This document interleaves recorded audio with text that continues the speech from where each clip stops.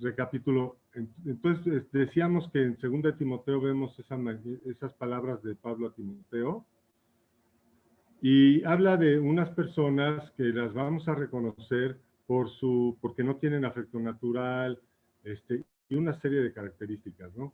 El punto es que su insensatez será manifestada al mundo. Entonces, bueno, pues llegamos a un punto que ya estuvimos platicando, que varios países autorizaron leyes que demuestran la insensatez de algunos de ellos, de grupos, ¿no? De específicos.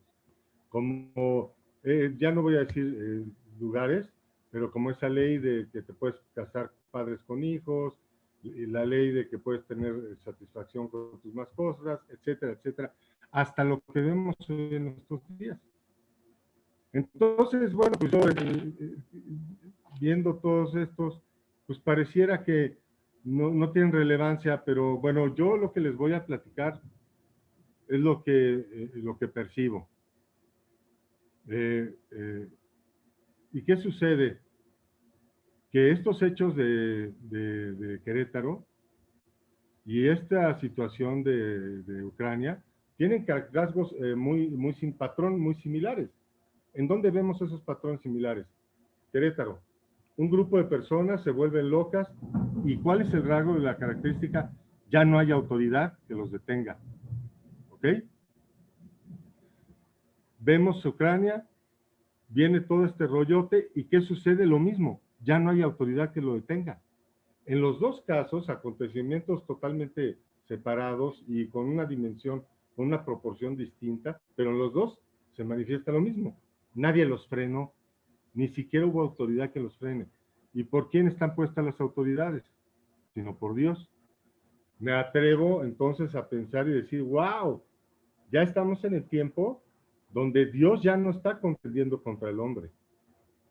Y vemos el rasgo de que los que son hijos de Dios, que no tienen la mirada puesta en las cosas de Dios, como lo compartimos en el caso de Pedro, porque no tienes la mira en las cosas de Dios, vemos que ellos son tropiezos para la obra.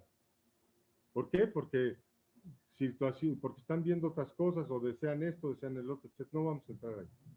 Pero para los que no son hijos de Dios, pues vemos que no tienen freno. Ya están desenfrenados.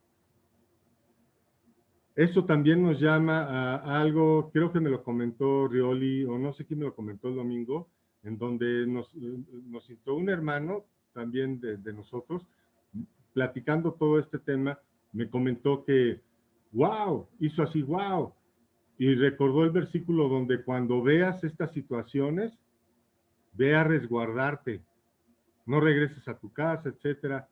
Pero bueno, no está, ese versículo yo lo revolví, realmente no me acuerdo pero cuál es, pero no, para mí no fue necesario para exponer todo esto. Yo lo estoy exponiendo por la circunstancia que estamos platicando, ¿no? Dicho esto, entonces, nuestro tema de hoy es ¿a qué se están enfrentando los jóvenes?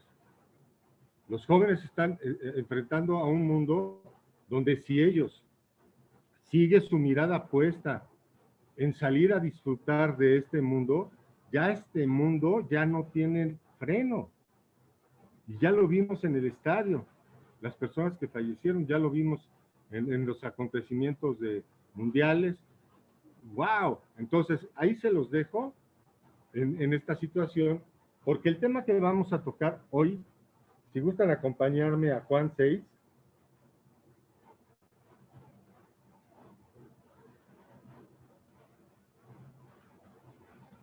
el tema que vamos a tocar hoy tiene varios puntos interesantes a tratar para nosotros.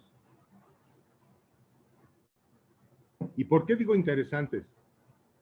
Porque específicamente esta conversación, esta plática, ya no es un tema de cómo nos podemos preparar nosotros, qué herramientas, esto no.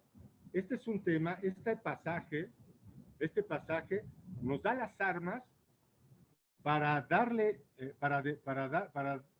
para demostrarle a cualquiera que no importa si acaba de recibir a Cristo hace 5 segundos, él ya puede compartir la palabra. Lo vemos en la samaritana. Vimos también en la persona que estaba enfermo durante 38 años. Ambos compartieron. Sin embargo, los resultados fueron diferentes, ¿verdad? A la samaritana escucharon la voz de Jesús y con la persona que llevaba 38 años de enfermo, pues no lo escucharon, ¿no? Al contrario, atacaron. Esas dos cosas también se las dejo para su trabajo diario de esta semana. Entonces dice Juan 6, después de esto Jesús fue al otro lado del mar de Galilea, el de Tiberias, y le seguía gran multitud porque veían las señales que hacían los enfermos. Entonces subió Jesús a un monte y se sentó allí con sus discípulos, y estaba cerca la Pascua, las fiestas de los judíos, cuando alzó los ojos y vio que había venido a él gran multitud, dijo a Felipe, ¿dónde compraremos pan para que coman estos? Pero esto lo decía para probarle, porque él sabía lo que había de hacer. Felipe le respondió, 200 denarios de pan no bastarían para que cada uno de ellos tomasen un poco. Uno de sus discípulos, Andrés, hermano de Simón Pedro, le dijo, aquí está un muchacho que tiene 5 panes de cebada y 2 pececillos, más que es esto para tantos. Más que es esto para tantos. ¿Y cuántos hermanos que empiezan a caminar en Cristo dicen, Señor, ¿qué son 2 versículos y 5 salmos para compartir con todos? ¿Qué es esto? ¿Qué es esto, Señor? No es nada. No es nada. Y eso no es verdad. Porque si miramos más adelante, entonces Jesús les dijo, hacer recostar a la gente, y había mucha hierba en aquel lugar. Y se recostaron como el número de 5,000 varones. Y tomó Jesús aquellos panes y habiendo dado gracias, los repartió entre los discípulos y los discípulos entre los que estaban recostados. Asimismo los peces cuanto querían. En fin, para traer más luz a esta situación de que no es cierto que 2 pececillos y 5 panes, que 2 versículos y 5 salmos no pueden alimentar a una multitud. Acompáñenme a Lucas 9:14. Y entonces, ¿qué va a pasar en Lucas? Fíjense que ya estamos también entrando a otro terreno. Lucas 9:14. Estamos entrando a otro terreno de estudio, porque ahora estamos complementando nuestro trabajo utilizando 2 evangelios. 9:14. Y eran como 5,000 hombres, entonces dijo a sus discípulos, haced sentar en grupos de 50 en 50. Hasta ahí estamos bien, ¿no? Pero si vamos más arriba, en el versículo 12, acompáñenme, vamos desde el 11. Y cuando la gente lo supo, le siguió, y él les recibió. Y les hablaba del reino de Dios, sanaba a los que necesitaban ser curados. Pero el día comenzaba a declinar. Y acercándose los 12, le dijeron, despida a la gente para que vayan a las aldeas y campos de alrededor y se alojen y encuentren alimento, porque aquí estamos en un lugar desierto. Y Jesús les respondió, denles vosotros de comer. Cuando hablamos de comer,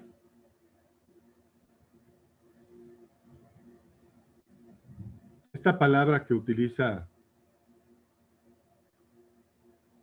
Jesús para decirles, denles de comer,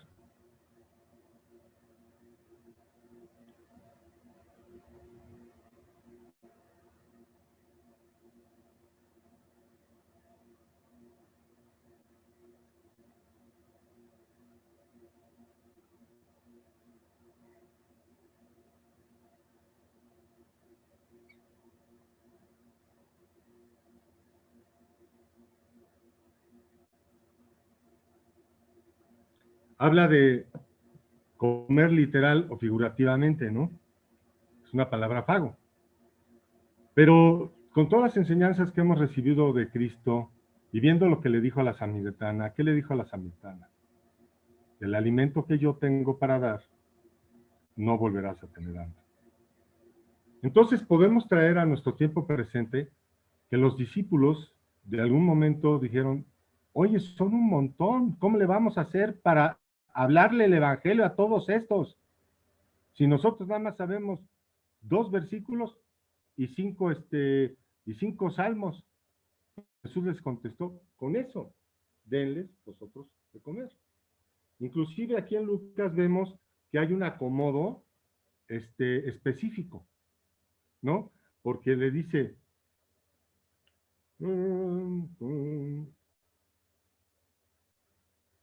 porque a continuación dice, y eran como 5,000 hombres en el versículo 14, y dijo a sus discípulos, hacerlos sentar en grupos de 50 en 50. Entonces, de 50 en 50, esa distribución, ¿qué nos hace pensar? Esa distribución nos hace pensar que tienes mucho más control, que te puedes acercar a un grupo de 50 y hablarles, ¿no? Y luego ir al otro grupo de 50 y hablarles, y así sucesivamente. Entonces, pues más allá de eso, vemos que lo que, más allá de demostrarlo, vemos que sí es efectivo, que con lo poquito que Dios te da de palabra, tú puedes darle de comer a una multitud. ¿Qué pasó con la samaritana? ¿A cuántos trajo? ¿Y cuánto había escuchado de la palabra, no? Entonces, de alguna manera, Jesús, ¡pum!, nos vuelve a dar testimonio de lo que Él está diciendo y de lo que Él está haciendo. Muy sutilmente, o sea, más adelante,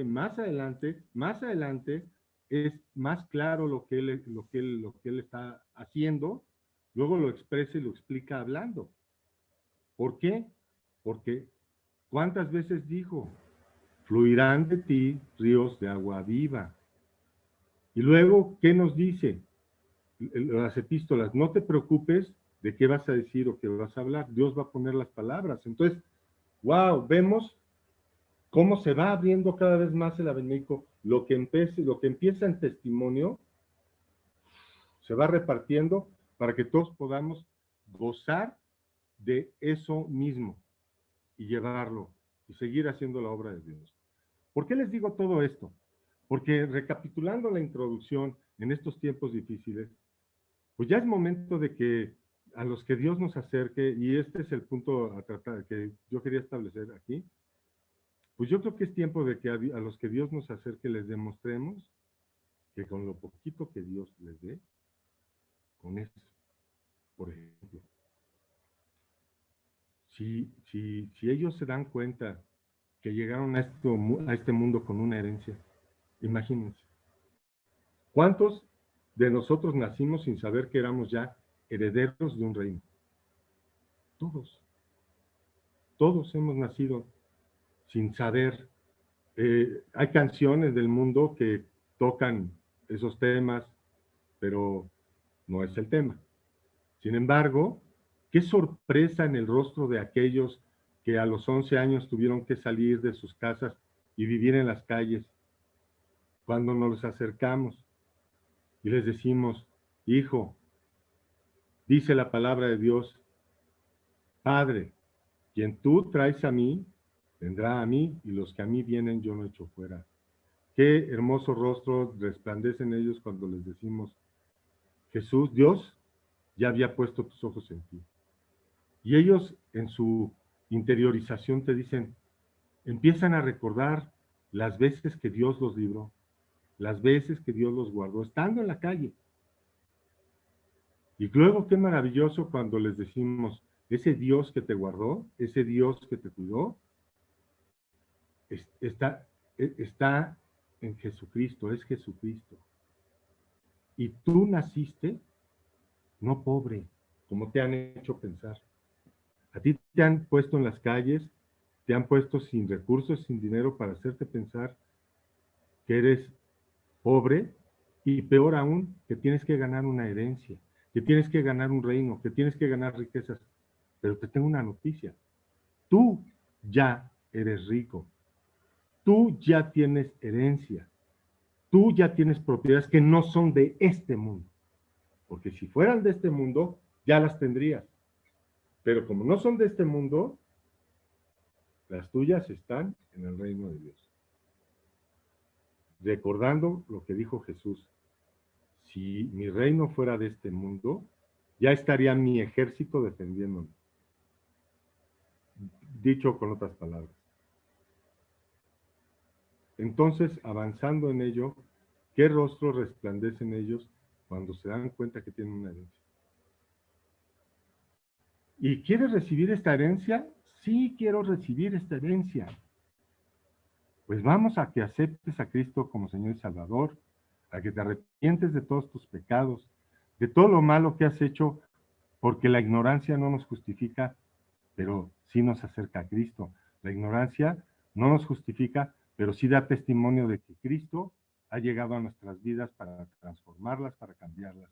Y en este día, hoy decimos, Señor, te recibo como Señor y Salvador, me arrepiento de mis pecados, tómame para que yo y mi casa seamos salvos, que tu influencia se refleje en nuestras vidas en todo tiempo. En el nombre de Jesús, amén. Y ves sus rostros y luego les dices, esto que acabas de recibir, desde ahorita, ya lo puedes compartir con todos tus hermanos. Ya eres coheredero de Cristo, ya puedes repartir herencias. Por esa fe que tú tienes de haber recibido lo que hoy se te vino a entregar. Y entre otras cosas, ¿no? Queriendo decir con esto la importancia que tiene no hablar la palabra, llevarlos a Cristo y además instruirlos con lo que Dios pone en nuestro corazón en ese momento. Porque realmente les digo que no sabemos esa instrucción que dimos después del plan de salvación, no sabemos esa pequeña instrucción, cuál es la gloria que va a ocasionar en el cielo. No lo sabemos. De verdad, no lo sabemos. Pero nuestra fe está en que va a ser enorme. Enorme. De que eso va a dar fruto. Y esa era la parte, quizá por eso andaba yo un poco así, porque por todo esto, pero bueno, armados con todas estas verdades y estudiando y poniendo en manos de Dios nuestra boca, nuestra lengua, lo que vayamos a platicar, desde cómo vamos a introducirnos, hasta cómo se va a desarrollar la conversación, confiando en Él. Confiando en Él. Y si nos hace estallar con un grito a media calle, pues bueno, nada más no te pongas a gritar tú porque se te da la gana de llamar la atención, ¿verdad? Entonces, detalles como esos creo que nos pueden llevar a verdaderamente reflejar ese corazón de Cristo, porque ¿quién nos dijo que Cristo no sonreía? ¿Quién nos dijo que Cristo no hacía sonreír? ¿Quién nos dijo? Fíjese la diferencia de hacer sonreír a hacer reír. Hacer sonreír. ¿Quién nos dijo que quién nos dijo que Cristo no hacía sentir amor? En una pequeña conversación. No sé quién nos los haya dicho, pero realmente Cristo en 2 palabras te hace sentir su amor. Cristo en 2 palabras te hace abrir una sonrisa. Cristo en una palabra te hace sentir esperanza, te hace sentir paz. Una paz que nunca has tenido. 38 años de enfermedad y este hombre nunca había sentido paz en su vida. Ese es el fondo de todo esto. ¿Por qué? ¿Qué paz puedes tener con 38 años de enfermedad? Arrebatada, ¿sí? Pero aún con fe. Él decía, algún día yo voy a ser sanado por este profeta que tanto me han... Y algún día. Entonces, recreamos, o sea, es válido que nosotros, que pidamos a Dios que nos ayude a recrear las escenas, las circunstancias. O sea, no nada más leer, sino recrearlas. Con una prudencia en nuestra recreación y buscando que sea su dirección. ¿Cómo? Pues si pensamos una loquera, pues creo que no es de Dios, ¿verdad? Si no lo, si en el Evangelio no podemos esclarecerlo, pues no es de Dios. Pero sí podemos creer que un hombre de 38 años no tenía paz. ¿Están de acuerdo conmigo, no? Pero sí podemos creer que un hombre de 38 años de enfermedad tenía fe de que iba a ser sanado. Ahí está. Ahí está. Y creo que con eso hemos concluido esta primera parte de este ciclo de este curso para abrir nuevos capítulos donde vamos a ver pues varias circunstancias que vienen más adelante, pero me encanta ahorita esta parte, este cierre de esta primera etapa, porque nos deja, nos deja en el tiempo presente con la mirada en los acontecimientos presentes y preparados para este tiempo, ¿no? Salir a la calle con esta esperanza, con esta mira, con la mirada puesta en estos acontecimientos y empezar a repartir alimento desde a diestra y siniestra. Y dejar que la personalidad que a Dios le agrada, alegre, creativa de nosotros, sea manifestada por Él. Y ya. Y seguir, y que derrita en este tiempo en nuestros corazones. Y si gustan, pues vamos a hacer esta oración, ¿no? Para cerrar esta parte del ciclo y entrar a las preguntas y a una conversación, ¿no? Gracias, Padre, por este tiempo que hemos tenido, por tu revelación, porque impactantemente nos tocas, nos abres, nos despiertas, nos traspasas como el soplo de tu palabra, Señor. Y con ello, te damos gracias y ponemos nuestras vidas en tu bendición, en tus manos, para que sea manifestada tu obra. Te lo agradecemos y te damos gracias en el nombre de Jesús. Amén. Bueno, conciso. Y no sé qué les ha parecido. Y yo quisiera decirles que como pues no hemos tenido así una charla larga, aquí por estos grupos, pues podemos escribir en el chat si tienen alguna duda o algún tema que quieran que vayamos esclareciendo y lo hagamos. Y lo hagamos. Y una cosa que también quería yo compartir, pero ya era fuera de esta conversación, es la palabra enaltecer. Recordemos esa parte de Pablo en que nos dice, 2 Corintios 12:7, en esa parte que nos dice, y para que la grandeza de las revelaciones no me exalte. ¡Wow! ¿Qué está diciendo Pablo? Yo vi esos ojitos derretidos de aquel muchacho que sonrió, que sintió temor durante tantos años y que hoy le llegó la esperanza a su vida. Pero Señor, para que las grandezas de todo esto que yo he visto delante de mis ojos, delante de las revelaciones que me has dado, para que no me exalte desmedidamente, me fue dado un aguijón en la carne, un mensajero de Satanás que me abofeté para que no me enaltezca de sobremanera. Pero casi todo el mundo nos quedamos en ese punto, en el aguijón de la carne. Y yo los invito a que mediten en enaltecer, en la palabra para que no me enaltezca. Ya la vimos en el estudio pasado. Esa palabra es huperairomai, del griego, con la clave 5229, en donde dice elevarse uno mismo sobre. Vayamos a partir de hoy con este pensamiento en mente, Señor, que yo no me eleve a mí mismo sobre ninguna circunstancia, sea conocimiento, sea dirección, sea obediencia y sujeción, o sea cuando esté compartiendo, o sea cuando estoy recibiendo. Imagínense estar recibiendo por parte de alguien la palabra de Dios y tú en tu mente decir, ay, ese cuate, ¿de verdad? No la hace. ¿Qué es eso? Ponerse por encima de aquel. Entonces, seamos observadores hoy más que nunca de nosotros mismos para estar al pendiente, ejercitarnos ahorita, ejercitar la mente en esta situación para que no nos elevemos a nosotros mismos sobre nada.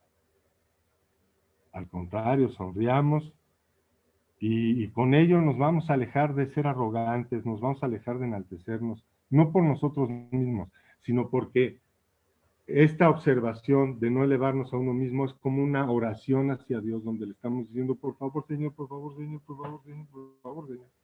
¿No? No, eso es como una oración. Y en algún tiempo lo hemos platicado, que todas nuestras preocupaciones se conviertan en peticiones de oración. Señor, por favor, por favor, por favor, que tu influencia sea en mi vida y no yo haciendo lo que se me da la gana. Señor, por favor, por favor, por favor, que yo no me eleve a mí mismo, por favor, por favor, por favor, no quiero embarrarme de esa manera, ¿no? No sé, hay muchas maneras, ¿no? Cada quien lo expresará a su forma. Y este tiempo también en que nos estamos encontrando, regresando a la introducción, pues ¿qué estamos viendo delante de nuestros ojos? Delante de nuestros ojos estamos viendo que las personas que son del mundo, que no son de Dios, que no son de mi rebaño, como diría Jesucristo, para ellos ya no hay freno. Pero para los que sí son de mi rebaño, recordemos a nuestro hermano, al apóstol Pedro, en aquel tiempo donde Jesús le dijo, apártate de mí, Satanás. Y tú, Pedro, me eres tropiezo. Entonces, hoy aprendamos, veamos como estamos desatando también pies y manos, hoy les invito a que en vez de hacer una crítica por aquellos hermanos que nos dificultan las cosas, llevemos ese pensamiento cautivo a Cristo y decirle, Señor, ¿no será que este hermano está haciendo tropiezo? Porque su pensamiento se quiere poner por encima del tuyo, como lo hizo Pedro en aquel tiempo, queriendo imponer su pensamiento sobre la circunstancia que Jesús le estaba exponiendo a todos. Entonces Jesús estaba exponiendo una situación y Pedro quiso imponer su pensamiento. Y Jesús dijo, ay, ay, ay, ay, hasta un lado, brother. No sabes ni siquiera lo que estás pidiendo. En fin. Entonces en ello pues vemos estas dos situaciones. Y esto también nos sirve a nosotros, ¿por qué? Porque si ya no tienen freno las personas que no son de su rebaño, ya no es tiempo de andar de un lado al otro, sin la dirección de Dios. ¡Ay! Y que me voy al estadio. ¡Ay! Que me voy de viaje. Guárdense, sujétense a si Señor me quieres llevar de viaje, llévame. Señor, si me quieres llevar al estadio, llévame. Y si se les y guárdense. Ya guárdense, de verdad, más sujetos a Dios. Voy a compartir, Señor, mejor tú ponme los momentos, tú ponme las circunstancias, tú ponme los tiempos, tú ponme a las personas, Señor. Hoy más que nunca, ¿no? Pues ya vieron lo que pasó en el estadio.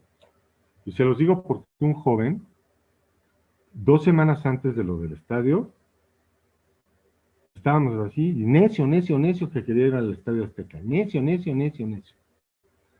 Le trataron de conseguir un pase para un palco, pues por las circunstancias que estamos viendo, ¿no? Y no se consiguió, y ¿sabes qué hizo? Se llevó a la novia a chaleco y fue y compró el boleto.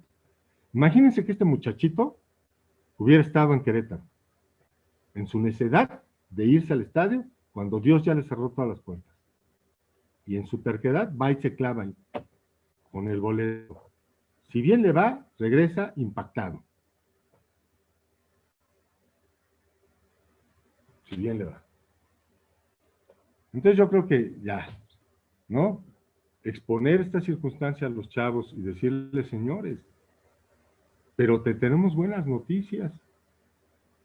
Tienes una esperanza mejor, porque Dios nos promete una nueva tierra en la que hasta hijos tendremos. ¿No quieres recorrer el mundo sin limitaciones? ¿Sin cargos a tarjetas de crédito? Sin, brother, sin que te maten, sin que te asalten. Mejor guárdate para ese tiempo. Guárdate tu muchacho para ese tiempo. Guárdate familia para ese tiempo.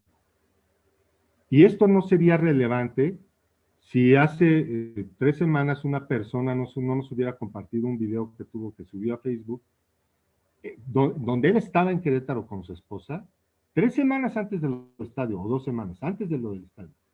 Él estaba con su esposa en Querétaro, y ahí está por ahí el video en Facebook. Entró a un bar, a una discoteca, pagó, y saliendo, los mismos de la discoteca lo golpearon a él y a su esposa, y a él casi lo matan. Semanas antes de lo del estadio. Ojo. Ojo con eso. Yo se los comparto para que, teniendo esa fe, teniendo la certeza de que Jesucristo nos va a dar una tierra nueva, ¿para qué fregados ponemos la mirada en las cosas del mundo? Mejor pongamos la mirada en la meta que ya tenemos enfrente.